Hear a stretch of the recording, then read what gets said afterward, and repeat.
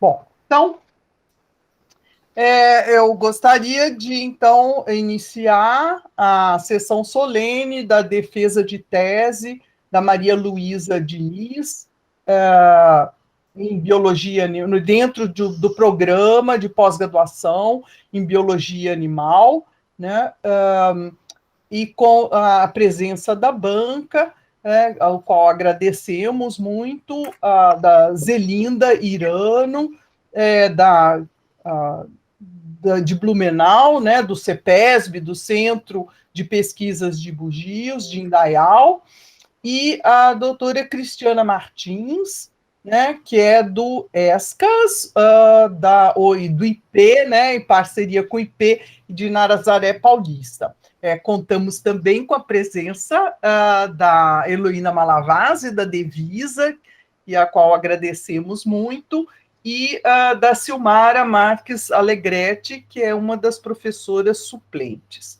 Tá? Então, a Maria Luísa tem, de acordo com o programa, 40 minutos para fazer a apresentação da tese. Então, com isso, eu passo a palavra para Maria Luísa Diniz. Olá, pessoal. Boa tarde, muito obrigada pela presença de todos, muito obrigada à banca pelo aceite do convite. Vou colocar aqui para apresentar.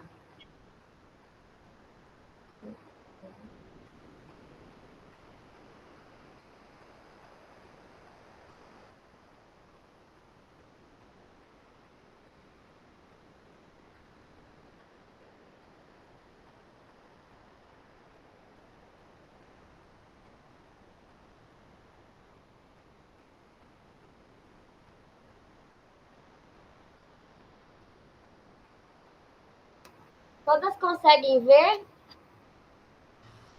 Sim, mas você tem que pôr agora na forma de apresentação.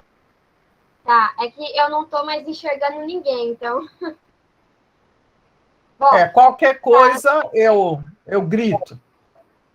Tá bom.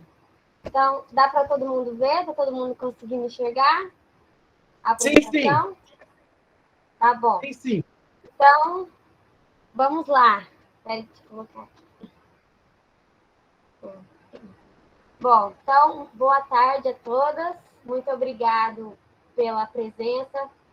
Hoje é um dia muito especial. Falta lá a emoção. Bom, mas eu vou apresentar para vocês o meu projeto de mestrado, que foi sobre a distribuição atual das espécies primatas em remanescentes florestais da área de proteção ambiental Sousas e Joaquim Egídio e seu entorno pertencentes ao município de Campinas. O trabalho foi feito por mim, em conjunto com a professora Eleonore. O trabalho é composto por 2 capítulos, né? O primeiro capítulo é sobre a composição das espécies primatas e o segundo capítulo é sobre o uso do playback no levantamento das espécies. Bom, então, capítulo 1, composição das espécies primatas em 20 fragmentos florestais da área de proteção ambiental Sousas e Joaquim Egídio. Bom, como nós sabemos, Campinas, ela pertence ao estado de São Paulo, e essa cidade ela está inserida no bioma Mata Atlântica. O bioma Mata Atlântica é um bioma litorâneo do nosso país, onde, pelo fato da colonização do nosso país ter começado pela Mata Atlântica, a maior parte da população brasileira, ela está inserida no bioma Mata Atlântica. E por isso, né, desde quando a colonização começou a acontecer até os dias de hoje, a Mata Atlântica já teve praticamente 90% da sua cobertura original retirada e substituída por grandes polos comerciais, econômicos, né, como, por exemplo, a cidade de São Paulo, que é um grande polo comercial do estado de São Paulo, e também dando origem também ao agronegócio, né? Principalmente aqui no estado de São Paulo, nós temos a cultura de cana, de soja e a agropecuária. Então, com isso, nós temos essa retirada da natureza E essa foto aqui, essa imagem, ela é do relatório do Ministério do Meio Ambiente sobre a conservação, o estágio que a Mata Atlântica se encontra. Então, como nós podemos ver aqui, principalmente no nosso estado, né, estado de São Paulo, a Mata Atlântica ela está bastante fragmentada e um dos únicos locais que ela ainda se encontra em conservação da sua mata original é na Serra do Mar e no Parque Estadual Morro do Diabo. Aqui na nossa região de Campinas, a Mata Atlântica ela também está bastante fragmentada, como nós podemos ver aqui, né, nessa região aqui, a Mata Atlântica se encontra bastante fragmentada. E com isso, por causa dessa fragmentação, para poder manter um equilíbrio socioeconômico com a natureza, foi em meados de 1990, foi criado a APA de Sousas e Joaquim Egídio. A APA Sousas e Joaquim Egídio, ela leva esse nome porque dentro da APA nós temos 2 subdistritos de Campinas, que é Sousas e Joaquim Egídio. E a APA ela faz divisa com 5 cidades: Jaguariúna, Pedreira, Morungaba, Itatiba e Valinhos. Então, aqui é a APA, como nós podemos ver, né? Então, a maioria do habitat em conservação se encontra fragmentado, e esses aqui em branco os fragmentos que nós utilizamos para fazer o levantamento da população de primatas.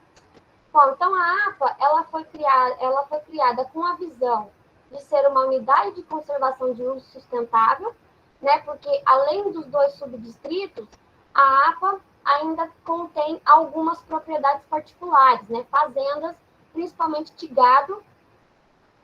A missão de melhorar a qualidade da vida através dessa proteção natural, né? Porque quando você protege, você tem uma melhoria da condição ao seu redor, né? E com o objetivo de conservar o recurso hídrico. Um dos principais recursos hídricos que a APA tem é o rio Atibaia, a conservação do patrimônio natural, a fauna e a flora, a conservação do patrimônio cultural, que é a cultura das pessoas que vivem nesse subdistrito, e o equilíbrio entre essa prosperidade socioeconômica e ocupação do solo. Né? Como, por exemplo, desde quando eu e a professora a gente começou a fazer o trabalho, a gente viu 2 grandes empreendimentos de condomínio sendo feitos do zero, né? A gente conseguiu ver até as primeiras casas sendo construídas. Bom, então o objetivo geral do trabalho foi mapear a distribuição atual das espécies primatas e com o objetivo específico, né, de fazer esse levantamento das espécies e suas populações, juntamente comparando o nosso resultado, a atual avaliação, com a avaliação feita pelo Elson Lima em 2008, um ex-aluno também da professora, que fez um levantamento de população de primatas na graduação dele. Então, nós usamos isso para comparar. Bom, então, como que nós selecionamos, construímos o trabalho? Bom, então, como nós queríamos comparar, né, com o trabalho do Elson, o local tem que ser o mesmo. Então, a área de proteção ambiental Sousas e Joaquim Egídio foi o local escolhido. E assim, também com essa proposta de comparação, a gente procurou os mesmos locais que o Elson trabalhou em 2008. Porém, as únicas propriedades que nos deram autorização para adentrar foi a Fazenda Aras Nova Pousada e a Fazenda Atibaia. A Mata Joaquim Egídio, ela é uma mata pública, então ela não precisa de autorização prévia. Então, com isso, é pouco local, né? Então, com isso, como a gente estava em 2018, né, 2016, 2017, 2018, a gente estava passando, infelizmente, por um novo surto, né, de febre amarela, a gente procurou a vigilância sanitária, né, a Heloísa, muito obrigada, Heloísa, por estar aqui. Nós procuramos a Heloísa, após uma reunião, nos foi dada a permissão, né, autorização para a gente ter acesso a uma planilha que tinha os dados de notificações de primatas que foram encontrados mortos, né, e as suas localidades. Então, a partir daí, a gente também começou e aí com esses dados a gente foi atrás dessas localidades. Então, após tudo isso, né, os locais que nos deram autorização para entrar foram a Fazenda São Vicente, que tem 2 fragmentos, que é a Ribeirão Oncinha e o Eucaliptal, a Fazenda Aras Nova Pousada, com 3 fragmentos, fragmento 1, fragmento 2, fragmento 3, a Fazenda Atibaia, com 3 fragmentos, fragmento 1, fragmento 2 e fragmento 3, a Fazenda Espírito Santo e a Fazenda Leão, né? A Fazenda Espírito Santo e a Fazenda Leão, ela tem a Mata do Macuco e o Fragmento Leão, e de que eles fazem parte das 2 fazendas, né? Tem aqui tem uma cerca que separa os 2 fragmentos no meio, e o fragmento Santa Eudóxia, ela é de totalmente propriedade da Fazenda Espírito Santo. Aqui nós temos a Mata Joaquim Egídio, que é uma mata pública. Aqui nós temos a Fazenda Guariroba. E aqui nós temos os 5 fragmentos da Fazenda Malabar. Fragmento 1, 2, 3, o 4 e o 5. Bom, o fragmento Mata do Macuco e o fragmento Leão, apesar dos animais não terem essa questão de fronteira, né, eles não reconhecem que aquela cerca não pode ultrapassar, a gente separou esses 2 fragmentos pela questão da restauração natural que aconteceu nesse fragmento. Então, como nós podemos ver nessa foto aqui, ela é de 1994. Como nós podemos ver, a gente só tem um pedaço da Mata do Macuco pertencente à Fazenda Espírito Santo. Na Fazenda Leão, não tem nada, nem a parte do fragmento Leão. Não se tem. E do fragmento Leão também não se tem nem a ponta que pertence à Fazenda Espírito Santo. Já nessa foto aqui em 2008, como nós podemos ver, já tem uma restauração natural avançada, né? Então aqui o fragmento Leão ele já começa a se regenerar, e essa parte aqui da Mata do Macuco, ela também começa a se regenerar. Então, essa aqui é uma foto atual de 2021, o fragmento Mata do Macuco e o fragmento Leão, como nós podemos ver aqui, ó, esse aqui é o rio Atibaia, né, um dos principais recursos hídricos da APA Souza de Joaquim Egídio. Então, aqui a gente separou esses fragmentos por questão de regeneração da mata. Bom, os dois métodos utilizados no projeto foi o método de transecto linear e o método de reprodução de playback. O transecto linear, ele nada mais é do que o observador, ele percorre o fragmento ou por trilhas previamente feitas, ou por trilhas que você vai abrindo conforme o seu caminhar, né? Seguindo algumas premissas, né? A premissa de que a distribuição geográfica da espécie de interesse que você quer trabalhar seja conhecida, a área de estudo também deve ser previamente conhecida e o transecto ele deve ser representativo para toda a área do fragmento. O método de playback ele foi utilizado como um auxílio no avistamento dos primatas, né? E o método consiste na reprodução artificial da vocalização de primata. E aí, a caixa de som utilizada foi esse modelo da marca Ultimate Ears, né? O modelo Megaboom 2, que é uma caixa de som como aquelas que qualquer pessoa tem em casa para ouvir música, né? Então, em vez de eu colocar uma música para tocar, eu coloco a vocalização de primata para tocar. E aí, os pontos foram georreferenciados com o GPS. Então, como que foi feito o método de transecto aliado com o método de playback? Bom, eu vou dar um exemplo aqui do primeiro dia que a gente foi na Mata Ribeirão Oncinha. Então, ao chegar na Mata Ribeirão Oncinha, a gente já tem uma trilha previamente feita, né, um trilheiro de boi. E aí, a gente adentrando esse trilheiro de boi, a gente marcou o primeiro ponto da Ribeirão Oncinha, que é o 248. Então, quando nós chegamos, marcamos o 248, a gente fez um conjunto de playback.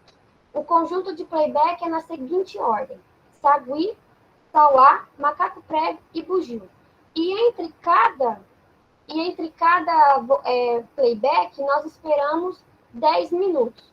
Então, em cada ponto, a gente fica em cada ponto, né, 40 a 50 minutos, mais ou menos, para poder esperar as respostas dos primatas. Então, com isso, tendo ou não avistamento ou vocalização, a gente segue para o próximo ponto. Então, do ponto 248 para o ponto 249, se tem 100 metros de distância. Por que a gente colocou esse 100 metros de distância? Porque a gente considera que a caixa de som ela tem um alcance de 50 metros. Então, do ponto 248, se a gente olhar para frente, que a gente vai para o ponto 249, eu consigo cobrir metade desse trecho, né, desse caminho que eu vou até o 249. E quando eu estiver no 249, eu consigo cobrir aquele outro trecho que ficou para trás. Então, eu consigo fazer uma varredura em playback em um raio de 100 metros. Então, essa sou eu fazendo o playback. Bom, como vocês podem ver aqui nessa foto, aqui é a Mata Joaquim Egídio.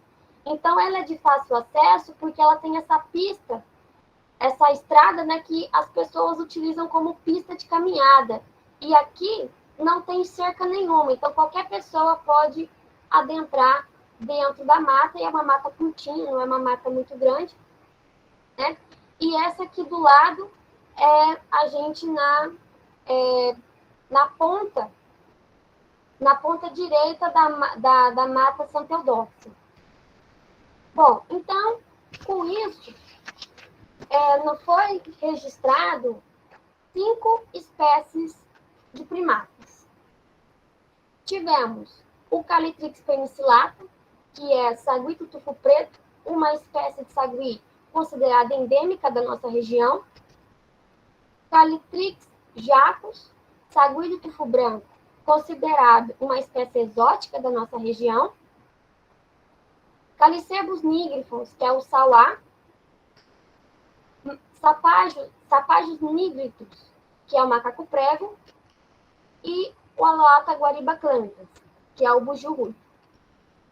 Bom, então foram feitas 69 visitas no conjunto de fragmentos, sendo que nós temos 376 indivíduos de primatas registrados. Se a gente for somar toda a área de todos os fragmentos que nós estudamos, nós avaliamos, deu 696,55 hectares. A espécie mais numerosa, o gênero mais numeroso foi o gênero Calitrichídeo, né, os Calitrix, com 328 indivíduos. E a espécie de Calitrichídeo mais numerosa foi Calitrix jacus, com 188 e presença em 15 fragmentos. A espécie menos evidenciada foi a Aloata guariba clantas, que tivemos apenas 6 indivíduos em 2 fragmentos.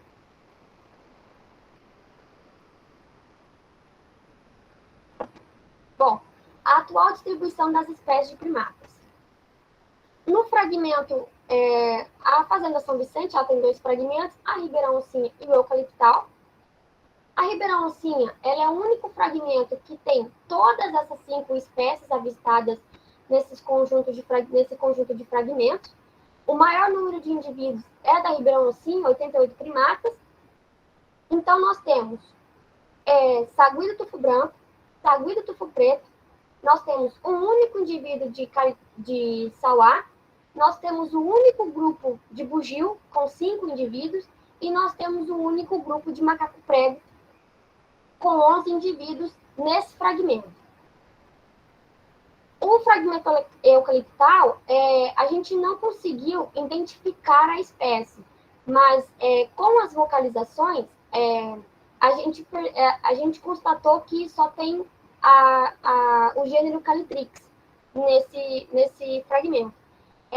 Bom, como o eucaliptal ele faz fronteira com o fragmento 1 do Aras, e o fragmento 1 do Aras só tem Calitrix jacus, então há uma suposição que esses saguis, em sua maioria, pode ser Calitrix jacus. Então, aqui são fotos, né? Fotos do macaco prego. Esse era um macaco prego juvenil. Essa foi uma das primeiras vezes que a gente viu eles. Estava comendo um jeribá. O único grupo de bugio, como nós podemos ver aqui, ó, tem 3 indivíduos aqui, 2 fêmeas adultas e um filhote. E se eu vi bem, né? Porque esse avistamento foi logo depois que eu cheguei de Indaial. Então, se eu aprendi alguma coisa lá em Indaial e se eu enxerguei bem, o filhote é um macho. E aqui nós temos 2 indivíduos, o macho alfa e um indivíduo um indivíduo juvenil, que pela coloração ainda não dá para falar se é um macho ou uma fêmea. E também nós encontramos uma ossada de bugio, né? Aqui nós temos o osso hioide, que é um dos principais ossos de vocalização do bugio. Nós temos o crânio e a mandíbula. Bom, na Fazenda Espírito Santo e Fazenda Leão, na Mata do Macuco, que é o segundo maior fragmento que nós temos, tivemos três espécies registradas, né? Calitrix jacus, o saguitufo branco, o sauá e um único indivíduo de bugio ruivo. Na Mata São Teodóxia,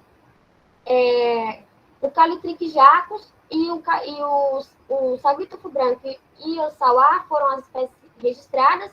Porém, o Maurício, que é dono da Fazenda Espírito Santo, nos disse que nesse fragmento, há alguns anos atrás, tinha uma população de bugio, mas que conforme ele não soube falar mais ou menos o tempo, né?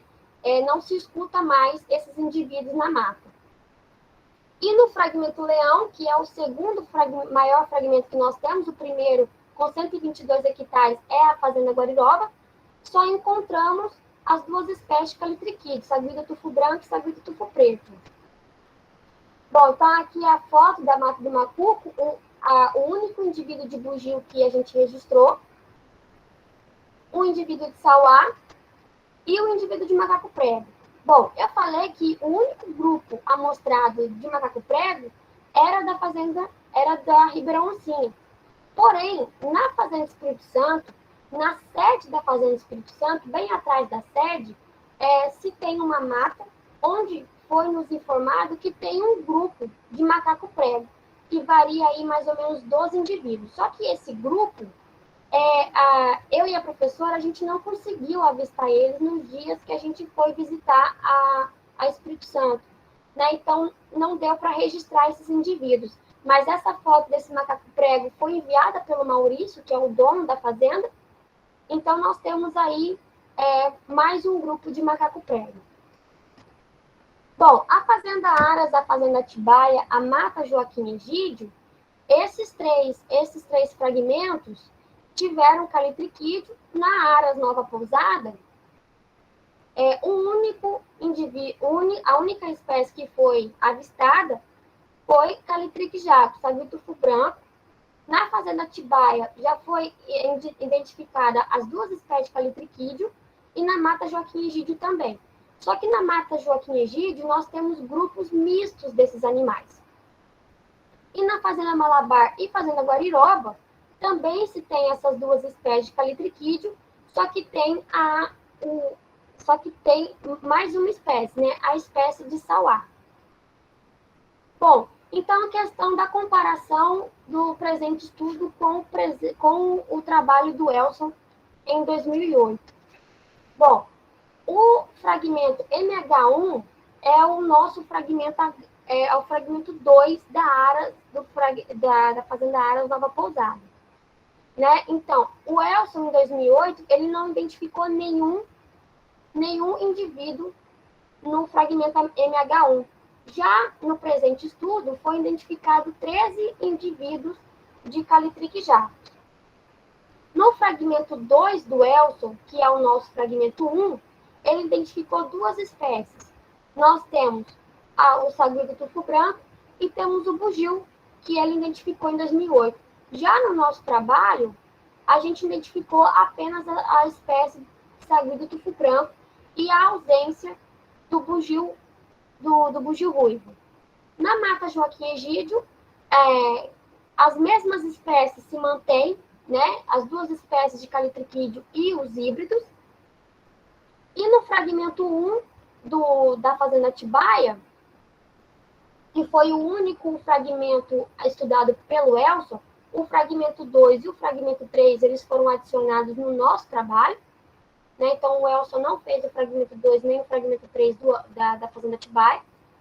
Então, o Elson encontrou as duas espécies de calitriquídeo e seus híbridos, e também uma população de 8 indivíduos de bugio ruivo.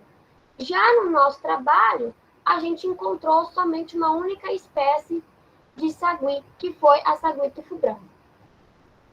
Bom, então com isso, nós temos que a APA, né, esse conjunto de fragmentos amostrados, ele abriga um considerável número de espécies. Porém, com tudo isso, a gente nota a ausência do bugio, que é um indivíduo que está na lista de vulnerabilidade para extinção.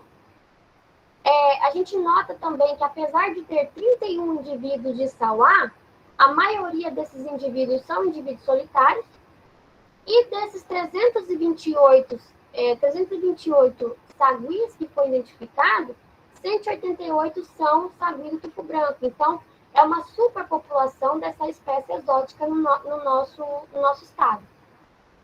O levantamento, né, o esforço para o levantamento das espécies primatas foi conforme o tamanho do fragmento, né? Então, fragmentos menores demandaram menos tempo e fragmentos maiores demandaram mais tempo. Bom, então, considerações sobre a ocorrência das espécies de primatas na APA. Bom, então, a questão do calitriquídeo foi o gênero com o maior número de registros, né? O sagui do tufo branco foi a espécie mais identificada, e com isso, a grande problemática dessas duas espécies conviverem juntas é a hibridização, né? Como eu falei para vocês, na mata Joaquim Egídio, nós registramos indivíduos em grupos mistos, onde o sagui do tufo branco já estava carregando 2 filhotes. E aí, já é um grupo misto. Então, assim, não dá para você falar se é espécie pura ali de sagui do tufo branco ou se é uma espécie híbrida. Mas se for uma espécie híbrida, isso em algum momento vai fazer com que essa espécie ela perca essa pureza da genética, né? O sagui do tufo preto, principalmente aqui na nossa região. Então, nós podemos perder uma espécie, e aí vai chegar em algum momento que só vai ter os híbridos. Isso pode ser um problema, porque talvez esses híbridos possam ser férteis ou não.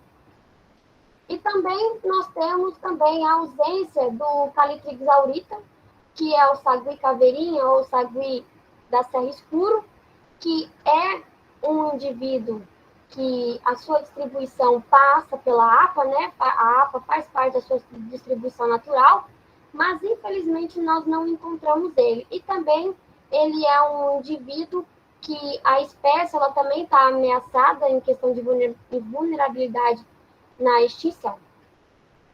A questão dos sauás, por mais que tenha esses 31 indivíduos, como eu falei, a maioria desses indivíduos são solitários.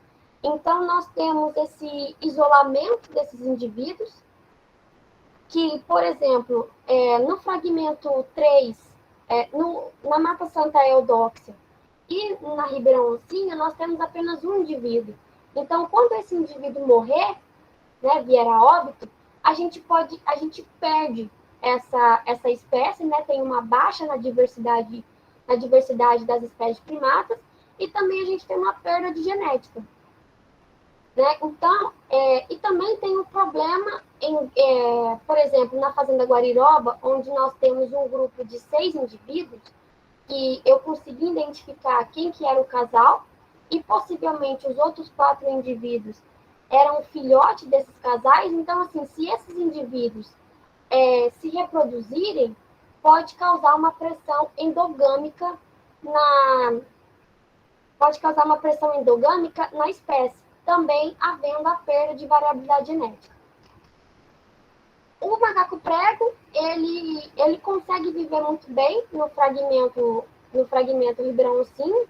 Ele utiliza todo o fragmento, né, porque eles são oportunistas, então eles conseguem ter essa flexibilidade comportamental, essa flexibilidade alimentar, porque eles como são generalistas, né, eles se alimentam de folhas, frutos, insetos e ovos de pássaro. Então, ali, a Ribeirão Ossinho, ela consegue suprir esse grupo de macaco prego. Porém, apesar da Ribeirão Ossinho ter 78 hectares, eles utilizam a matriz em volta do fragmento. Como, por exemplo, a gente já ouviu o registro dos indivíduos comendo milho, né? O pessoal plantou milho para alimentar o boi, e aí a gente, em um final, né, já chegando no carro, a gente viu 4 indivíduos do macaco prego comendo o milho. Uma problemática que nós temos com esse grupo de macaco prego é a questão do endocruzamento, né? Porque, por mais que eles utilizam a matriz, eles não se dispersam, né? Então, eles ficam ali na mata e com o grupo deles. Então, esse endocruzamento, ele pode acontecer, e também pode acontecer a baixa da variabilidade genética. Bom, na questão dos bugios, infelizmente foi a espécie menos registrada, né, 6 indivíduos. A gente esperava ter mais indivíduos, porque a gente sabia que, pelo menos na fazenda Aras Nova Pousada e Atibaia, como o Elson registrou em 2008, a gente já estava esperando que poderia ter, né, uma população não tão grande, mas pelo menos uns 4, 5 indivíduos a gente imaginava que teria. E na Fazenda Espírito Santo e na Fazenda Malabar, a gente ficou sabendo que tinha esses indivíduos, né? Na Fazenda Espírito Santo, a mata Santa Eudóxia tinha uma população, e a Fazenda Malabar era no fragmento 5. Porém, quando você pergunta para as pessoas, moradores dessas fazendas, quando que foi que eles viram ou ouviram os bugios pela última vez, eles falavam da febre amarela, né, do recente surto de febre amarela que nós tivemos em 2016, 2017. Então, assim, creio eu, é uma conclusão minha, que eu não acho que a gente perdeu toda a população. Eu acho que alguns se dispersaram, mas, infelizmente, naqueles fragmentos, a gente deve ter perdido toda a população. Bom, no grupo de 5 indivíduos que está presente na Ribeirão Ossinha, a endogamia, ela também pode estar presente, né? Porque, por exemplo, esse indivíduo filhote macho, hoje, ele já deve estar bem bonitão, né? Grandão. Se ele se dispersou do grupo, ele deve estar ali ainda na Ribeirão Ossinha, e aí, se eu vi bem, né, ele é um macho. Então, se tiver, por exemplo, uma fêmea, e ela se dispersar, e ela for filha da mesma mãe, do mesmo pai, e possivelmente eles se encontrarem, esses 2 indivíduos, eles são irmãos. Mas a natureza não tem isso, né, de irmão, não vou ficar com meu irmão e tal. E aí, eles podem acasalar, eles podem se reproduzir. E então, isso também causa endogamia. E aí, também, nós temos a baixa variabilidade genética dos indivíduos. Bom, então, como a APA, né, demonstrou ter essa diversidade de primatas, se demonstra também a importância da implementação de algumas ações de manejo, né, por essas espécies, como, por exemplo, a questão do bugio ruivo, né, e a questão do salá também, que nós temos aí esses indivíduos solitários, para não ter essa perda da biodiversidade. E também, nessa questão dos jacos, seria uma ação de manejo, uma ação de esterilização, né? Capturar alguns indivíduos e castrar, tanto de Callitrichs jacos como de híbridos, né? Assim fazendo com que não tenha essa supressão no Callitrichs penicillata, que é a espécie endêmica da nossa região. Bom, então, vamos começar o capítulo 2. O capítulo 2 foi sobre o uso do playback no levantamento das espécies. Bom, a comunicação vocal, né, entre os primatas, ela é estabelecida porque os primatas, como são primatas arborícolas, eles vivem nas folhas, né, naquela densidade de folha das árvores. Então, assim, a comunicação olfativa, a comunicação visual, ela se prejudica um pouco. Mas a comunicação vocal, ela, por ser sinal acústico, ela ultrapassa essa barreira. Então, por isso que a comunicação vocal, ela é bastante utilizada pelos nossos primatas.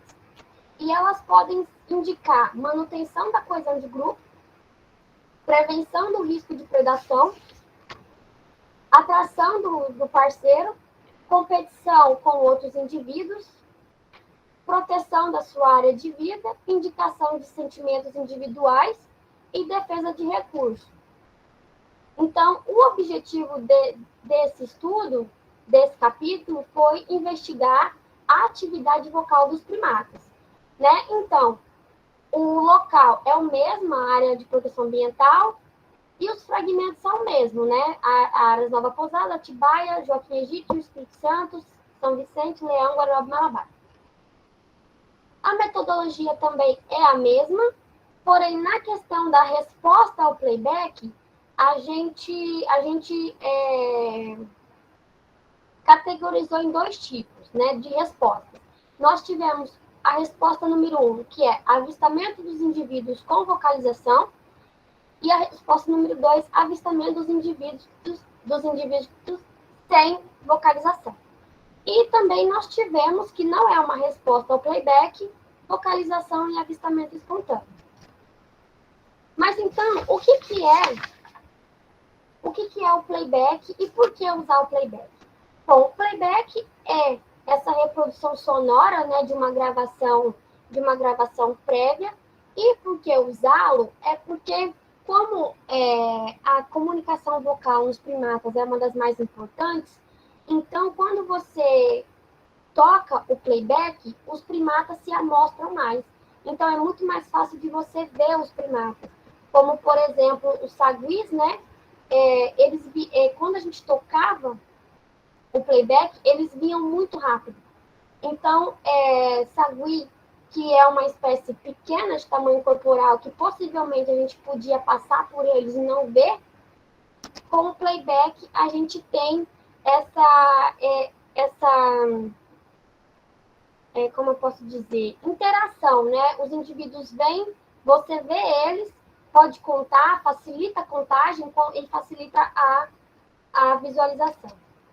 Bom, dessas 69 visitas que foram feitas ao conjunto de fragmentos, nós fizemos 1.279 playbacks, onde 489 de sagui, 439 sauá, 181 macaco prego e 173 bugio.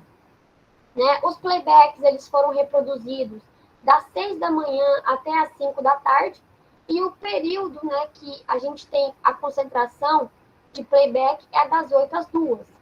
né? Então, durante o tempo de pesquisa, nós levamos 448 horas e 46 minutos em todo o conjunto de fragmentos. Bom, nós tivemos, em questão de resposta, né, 194 respostas ao playback, divididas em duas. A primeira é avistamento com vocalização, que foi 172, e avistamento sem vocalização, que foi 22. Então, nós temos aí essa concentração de playback das 8 às 2, e também temos a maior concentração de resposta das 8 às 2. Na questão das vocalizações e avistamento espontâneo, nós temos aí já uma variação das 7, né? Porque 7 horas que a gente chegava, 7h15, 7h20 que a gente chegava no fragmento, já tinha principalmente Sauá vocalizando. E aí nós tivemos 145 vocalizações ou avistamentos espontâneos.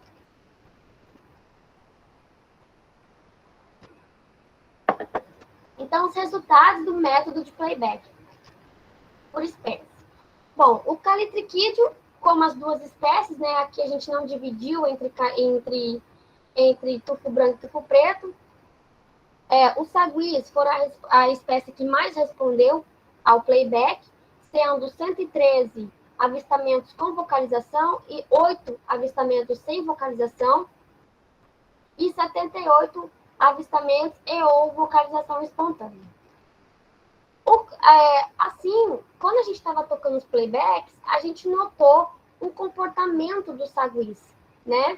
Então, os saguis, os comportamentos dos saguis foram aproximação imediata, com uma vocalização muito alta, vocalização à distância, lá no local que eles estavam, e com posterior aproximação, rápida passagem sem vocalização. Né? Eles passavam pela gente, olhavam, observavam, viam o que era e iam embora. Os avistamentos e vocalização espontânea, a gente, aparentemente, né, a gente percebeu que poderia ser de coesão de grupo, porque às vezes passava um indivíduo pela gente, ele não voltava por onde ele vinha, ele ia para frente, e aí ele vocalizava algum tempo depois, e assim vinha alguns indivíduos de primatas que estavam indo nessa direção da vocalização. Também a vocalização desses indivíduos espontâneos pareciam ser de indivíduos solitários ou perdidos do seu grupo. O sauás foi a segunda espécie, né, que também respondeu bastante ao playback, sendo avistamento com vocalização 52 respostas, avistamento sem vocalização 14 respostas, avistamento com vocalização espontânea 57. Os sauás também demonstraram um comportamento na questão das respostas ao playback, né? Os sauás emitiam vocalização no local onde eles estavam, e depois eles vinham ou silencioso ou vocalizando, avistava a gente, né, as pesquisadoras, via o que estava acontecendo e ia embora. Às vezes ele ia embora silencioso, ou às vezes ele ia embora depois de um tempo ele vocalizava. Né? Aí a gente tinha somente aproximação silenciosa, ou às vezes ele só vocalizava no local que ele estava e não vinha até a fonte emissora do playback. O macaco prego, a gente teve respostas ao playback, né, avistamentos com vocalização, e a gente não teve nenhum avistamento sem vocalização, porque todas as vezes que a gente viu o macaco prego, seja por resposta ao playback ou avistamento de vocalização espontânea, eles sempre estavam fazendo muita vocalização, muita algazarra nos galhos, né? Então não tem como não ver o macaco prego silencioso. Bom, na questão do bugio, nós não tivemos nenhuma resposta ao playback. Os 2 avistamentos que nós tivemos foi avistamento espontâneo, né? Na Mata do Macuco, que a gente viu aquele único indivíduo foi no dia 26/10/2018. A gente viu esse indivíduo no final da trilha, né? A gente já estava voltando para o carro, e aí a gente viu ela lá, bela, comendo as folhinhas novas da árvore, e aí a gente deu uma percorrida ali em torno da árvore para ver se tinha um outro bugio, um grupo próximo, mas infelizmente era só um único indivíduo.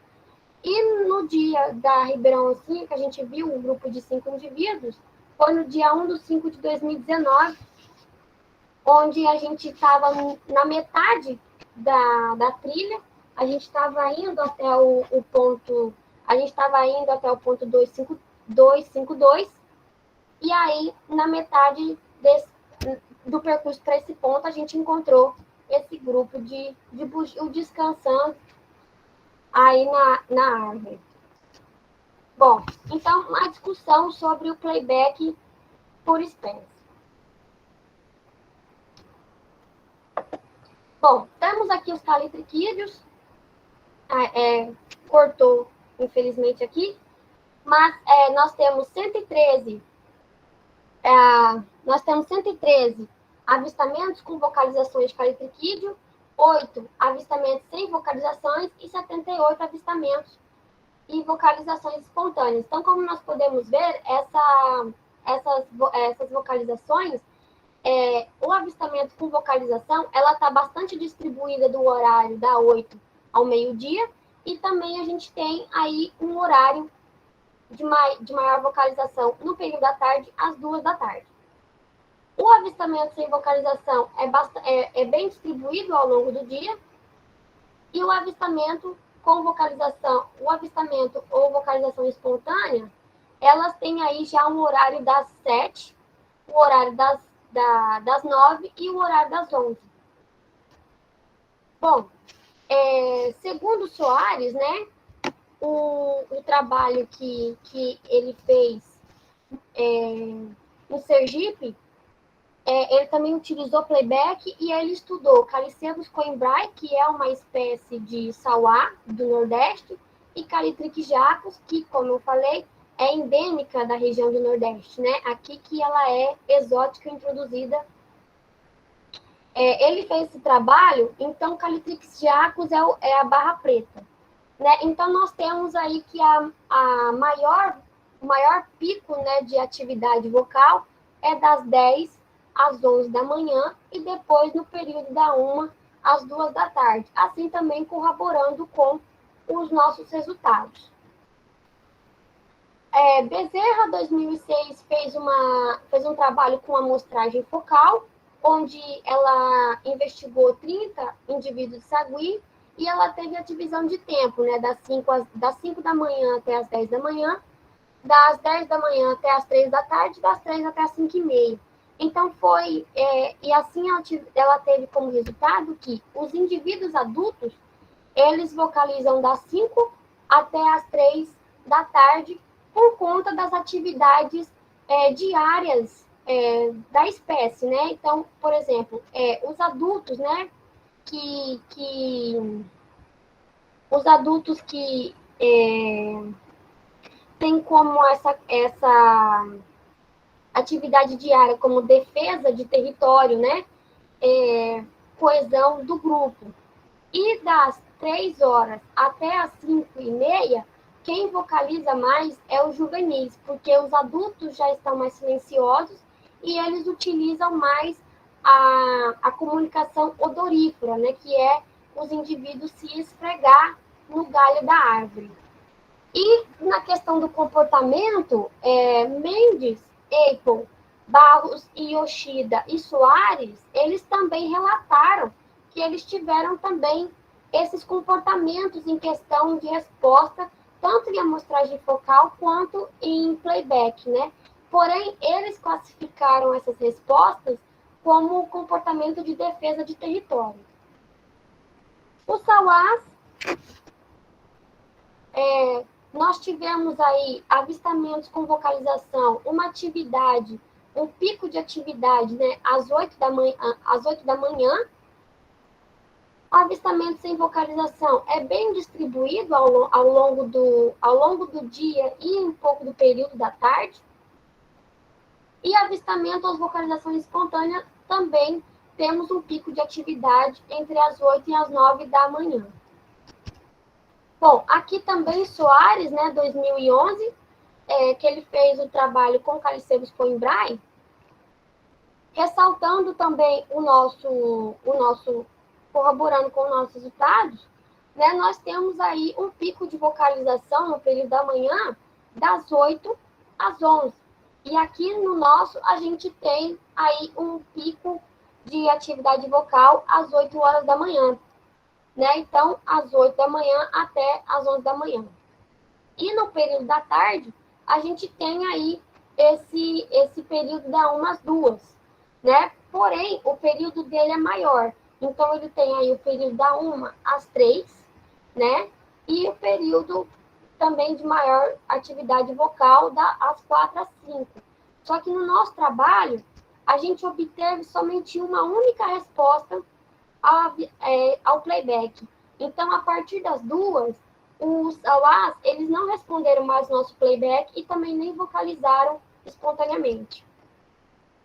Aqui é um trabalho do professor Fabiano com o Mendes, né? Também sobre a vocalização emitida dos sauás. Então, também corroborando com o nosso trabalho, né? Nós temos aí os maiores atividade vocal. Nós temos das 7 até as 9, né? Então, também tem o horário das 8, que corrobora com o nosso trabalho. E tem ali também um pico de vocalização das 2 às 3. Bom,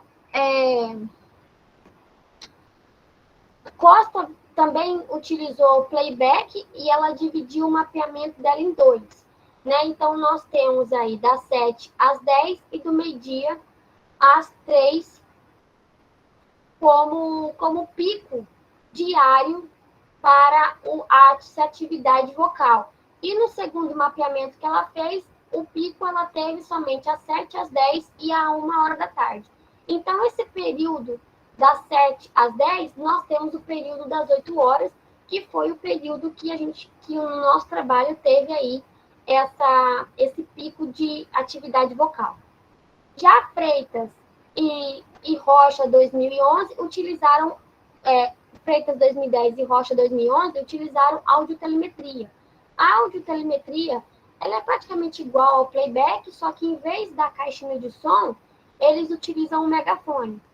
Então, eles tiveram um pico aí de atividade vocal das 5h30 às 9h30 da manhã. Bom, às 5h30 da manhã, a gente não estava em campo para saber se os sauás iriam responder ou não ao playback.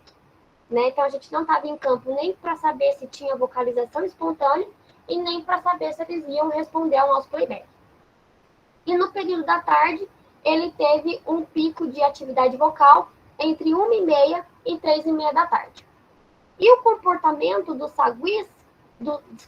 sauás, nessa questão da resposta ao playback, também foi demonstrada, observada por Melo e Mendes, Costa e Soares, 2011. Bom, Costa, ele define esses horários de vocalização dos sauás, né, e essa ausência da vocalização deles no período da tarde, por 3 motivos. Porque os sauás são indivíduos diurnos, né, então ele realiza toda a sua atividade no horário da manhã. Consequentemente, dedicam mais à emissão de vocalização no período da manhã para a manutenção da sua área de vida. Né? Então, vocaliza de manhã falando, acordei, eu estou aqui, essa aqui é a minha área. Né? E também porque os horários que ele menos vocaliza é porque é quando eles estão realizando outros tipos de atividade, como, por exemplo, busca de alimento e um horário para o descanso. Quando eles retornam a essa vocalização no período da tarde, talvez porque eles estejam recomeçando ou refazendo algumas das suas atividades, como, por exemplo, a manutenção do espaço, né? E no final da tarde, que no nosso trabalho ele não respondeu a partir das 3, não respondeu mais nada e nem vocalizou espontâneo, pode ser que eles se dediquem mais ao descanso, né? Voltem à sua casa, né? Para poder descansar. Bom, na questão do bugio, nós temos que o bugio não respondeu, infelizmente, a nenhum playback nosso. Porém, Cunha e Birne, em 2006, eles fizeram um estudo com a lata caraia, que é uma outra espécie de bugio, e os dois fatores que fizeram os bugios vocalizarem foi o clima, né, na questão do clima no dia chuvoso, né, com muita ventania, com aqueles barulhos de trovões e raios, a chuva muito forte e o encontro com outro grupo, né? Então, esse encontro com outro grupo também é essa defesa de espaço. Porém, a gente não tem outro grupo para avaliar esse tipo de resposta, né? Se o bugio ele é um animal visual, então ele só vai responder o playback, por exemplo, se ele vê que é um outro indivíduo, então nós não temos como saber, porque a gente só tem um único grupo na Ribeirão Oncina e temos um indivíduo solitário na Macuco. Então, essa questão do encontro de grupos para essa avaliação do oponente, né? Essa vocalização que ele faz para poder proteger a sua área de vida, a gente não tem como saber. Mas na questão do clima, a gente tem como saber, porque a gente estava no fragmento, que principalmente na Ribeirão Alcinha, em dias chuvosos, então que tinha muito vento, chuva forte, vento, o barulho de trovão, barulho de raio, porém também não foi ouvida nenhum tipo de vocalização. Não houve nenhum barulho. E assim, Cunha e Bern, 2006, também outro trabalho, Cunha e Jales Filho, viram que os picos de vocalização também variam da madrugada ao nascer do sol, que é madrugada, eles viram que é mais ou menos das 4h30 às 6h30 da manhã. Mas, infelizmente, também a gente não estava em campo nesses horários, né? 4h30 da manhã, eu ainda estava em casa, eu estava acordando para poder me arrumar para ir para o campo às 6h30, que era o horário que a professora passava na minha casa para a gente ir para o campo. Então, nesse horário, a gente não tinha como saber se os bugios estavam vocalizando. E Oliveira, a maior parte do registro de vocalização deles também se deu por encontro de grupos, né? Nessa questão da defesa da área, recurso alimentar, essa defesa de recurso alimentar, proteção do grupo e início de chuva forte. Né? O chuva forte a gente estava, mas também a gente não teve nenhuma vocalização de nenhum indivíduo. E os horários de maior frequência que Oliveira encontrou, né, foram na madrugada, das 5h30 às 6h30. Infelizmente, era um horário que a gente não estava no campo. E aí no período da manhã, das 7 às 8 e às 11 ao meio-dia, a gente estava em campo.